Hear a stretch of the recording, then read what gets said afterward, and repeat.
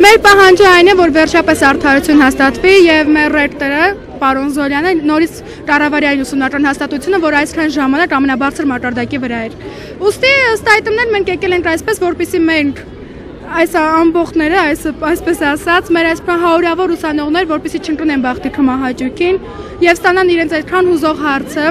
հարցի պատասխանը ներողություն, որ մենք պետք է մեր Զոլյանի հետ լինեն եւ այստեղ պլակատների վրա եւ դուք նկատեք, որ գրածա չկա Զոլյանը եւ չկանք մենք։ Հայտարարություններն եղել են ոչ օրինական ու պահանջում ենք մենք, որպեսզի այդ օրինականությունը սահմանադրական կարգով պահպանվի։ Այսինքն ազատությունն անօրինական է։ Այո, քանի որ մեր ռեկտորը նշանակվում է գիտխորհրդի կողմից կառավարության նշանակմամբ, հետեւաբար նախարարը ոչ մի իրավունք չունի նրան ազատելու։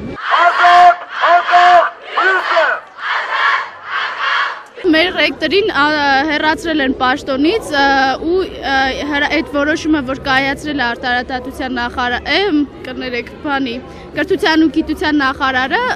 անհիմն է, այսինքն ինքը հակասում է սահմանադրությանը։ Դրա համար հիմա մենք եկել ենք ստեղ, ավելի ճիշտ սկզբում գնացինք կրթության գիտության նախարարություն, նամակ ենք հանձնելու, նախարարը չբարեհաճեց մեր հետ խոսի իջնի, հետո եկանք ստեղ, որ վարչապետին հարցնենք արդյոք ինքը տեղյակ է, որ ինքը որ